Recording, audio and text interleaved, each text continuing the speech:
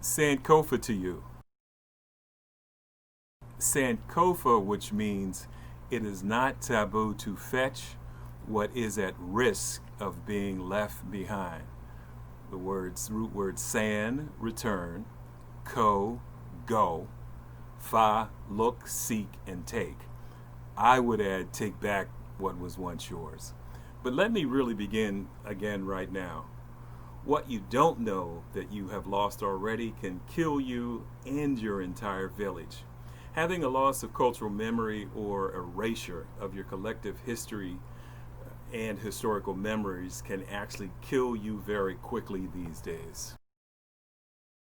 Yes, I know that some seemingly irrational concerns being expressed by Black America Day about Rona can seem silly, trite, and even superstitious, as them smart lettered people write them words off as conspiracy theories and just Negro folklore, while non-lettered black folks may not have access to the data, academies, and theoretical constructs that we be kicking in the ivory towers as black professor renters.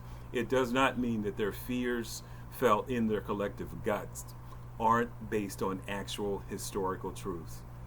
I too had once upon a time been singing Francis Scott Key's song lyrics while never ever having studied the words, but I knew them all by heart. Hopefully I wasn't swaying with my eyes closed when I was singing. The sentiments and fears expressed about COVID today by many of our people, I suspect are related to historical, systematic abuses, research that killed and harmed people who look like us in the not too distant past. Let me repeat. The research that killed, exploited us on behalf of the advancement of their scientific knowledge did in fact kill and harm us. Indeed, the precise details may be lost in some black people's collective oral historical memories, but then again, their families and friends' lives were lost from murderers wearing white coats, nursing hats, stethoscopes, collared robes, and even by some wicked social workers along the way. But the guilty murderers, researchers, and other so-called professionals told a different story. Their so-called truths as the evidence of the righteousness of their endeavors for research's sake, but really it was their mere collection of heinous deeds, and possibly because of their curiosity about whether we actually feel pain, bleed, or are simple docile creatures and animals. Note, personally, I do not write about conspiracy theories. I would rather seek Ma'at and gather indisputable evidence and facts. The facts can still be found captured in actual living and existing documents today, many of which are online or in museums. The facts are proven and sadly even known by many. You should not need mere opinions about the question, why do they historically hate us, when what you have is evidence that you have not been taught. And by they, I mean an organized system of oppression, death, exploitation, abuse of labor, and attacking black bodies in ways that make filmmaker Jordan Peele's movie Get Out look like a glitzy, heartfelt Disney movie. I won't be addressing or even undressing Disney today, however. Zippity doo dah, zippity a, theme park change, theme park change. Many American institutions, American systems, American agencies, American research that seems benign by American standards of today were built on hating, exploiting, harming, and even killing black people. Hold on for the examples. I'll just say, hold on for some of the examples. Such is the case with the Tuskegee murderers, or murders, aka experiments,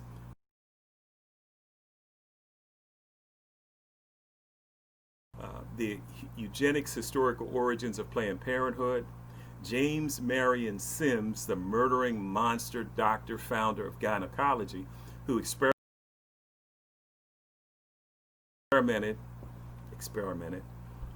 on enslaved black women, the economic abuses and exploitation of the DNA of Henrietta Lacks, and many other known and lesser known hate crimes against black people, hidden and or recorded right in front of your eyes in history. Pause. I think this is where I should enter the quote from Jack Nicholson, who then quips back to Tom Cruise in that historic passage in A Few Good Men. You know that John where he says, "You can't handle the truth. You want the truth?" Maybe I'll stick it in here. If America is actually in a new era of enlightenment about the current social ills of its institutionalized hatred of black people, then let's at least use a Dr. Marimba Ani quote taken from the introduction of her book entitled Yurugu. The intro begins with an explanation of the word bolikaja. As Dr. Ani explains, it is a Yoruba term for come on down, let's fight. I even used it in my PhD dissertation on Kijana, young black man, and their pursuit of understanding gangster rap and hip hop culture many, many years ago. If we are going to really fight this multi-tiered racist killing monster now running on autopilot for centuries, let's remember it's never been about America really being truly invested in seeking truth and justice, mayat, for black people. Even this momentary awareness possibly being gleaned by younger, non-black others who are daring to broach and to begin to comprehend our collective suffering and our loss of humanity at the hands of their forefathers and foremothers while being assuaged and relieved of their own historical guilt, simultaneously allowing the chance to finally take a mere gaze at us, which reveals or revealed that we are human beings at last. But the murders of us are on electronic film, hence they do not really have to look into our eyes deeply to see if we actually do have souls, in fact. Because of these newer gazes at cell phone images with uploaded, recorded videos of us being decimated, even slaughtered one at a time, and daring to hear us say out loud, "I can't breathe." And it was George Floyd's last breath which in parts forged this new epiphany and collective gasp of newer existential understandings about black lives. I just say, well, it's about time. MF in time. What made it take so long this time? Sometimes being profane is all that we really have left. And if I am personally ever dragged off to be hanged by a historical contemporary white mob, I will not be seeking forgiveness for their sins nor saying forgive them for they know not what they do. I personally will be using profanity as my last act of rage and defiance. Shouts out, by the way, to scholar Dr. Brittney Cooper's work. I will claim her simply out of much love and respect for her work, but no, we ain't related. She catches hell, and I don't mean intellectually. She really has that handle. She's bright, she's sharp, she's quick, she's strong. So it's not the intellectual challenges. It's issues of potential harm to her safety, and that is why we must surround her with our protection. And I don't have time for you to nitpick her body of work here, because you wouldn't dare do that to black male intellectuals. You just wouldn't. You must understand who and what she is fighting for, and in a word, us. Was the gaze of the old black and white photographic images of black people, us, being castrated, chopped, and served up by the Hannibal Lecter culture, masking itself as a healing psychiatrist, not enough? While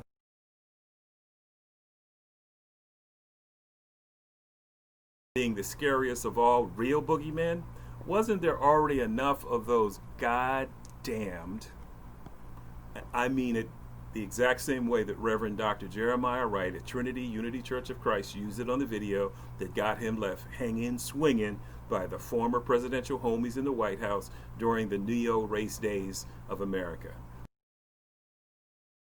Now, where was I?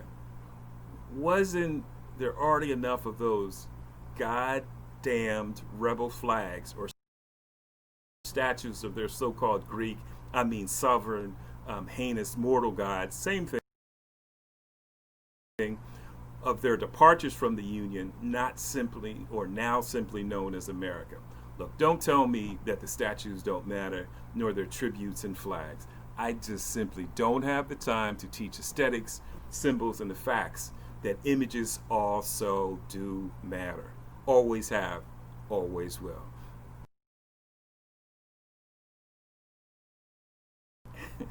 I'm getting ready to get off tangent. Let me stay with the written word.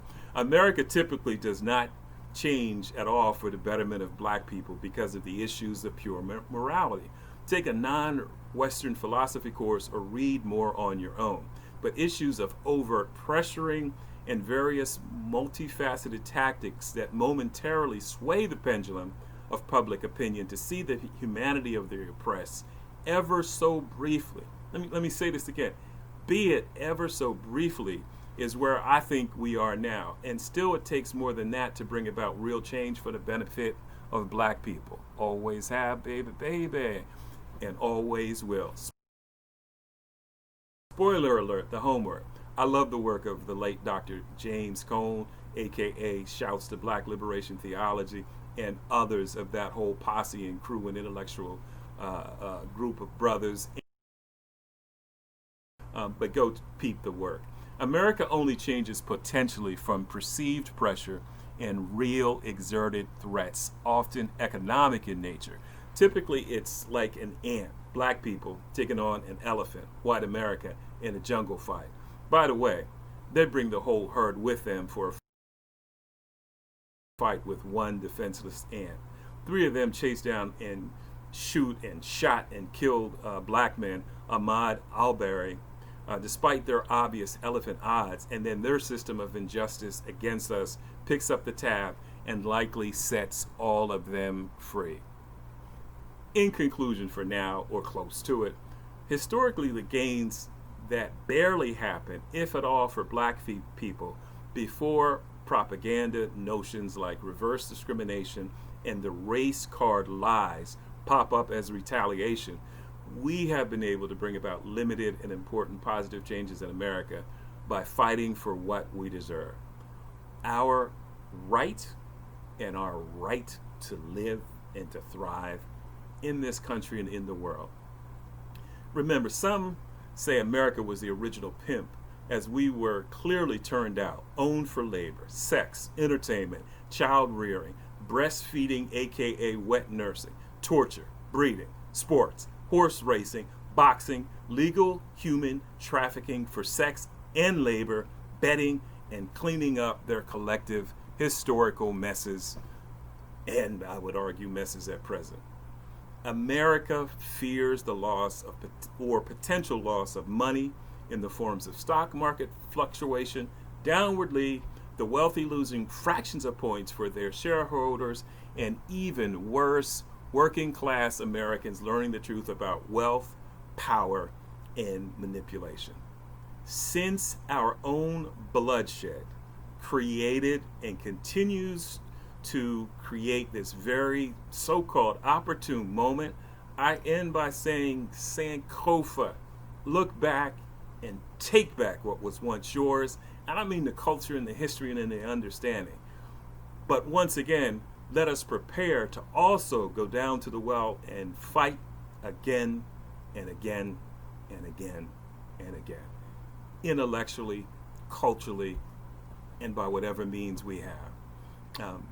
Thank you. The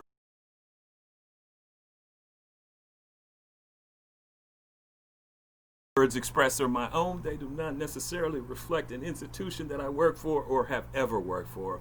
But as a so-called academic, I think I have the right to drop a little something to help to provide some discourse and hopefully a frame of reference that people can begin to use, dig deeper, and push for more than what you're forgetting, than what you've been getting now, because it's a window, people. It's a window in history, and as we know about windows, typically they try to nail them back shut. Keep on fighting.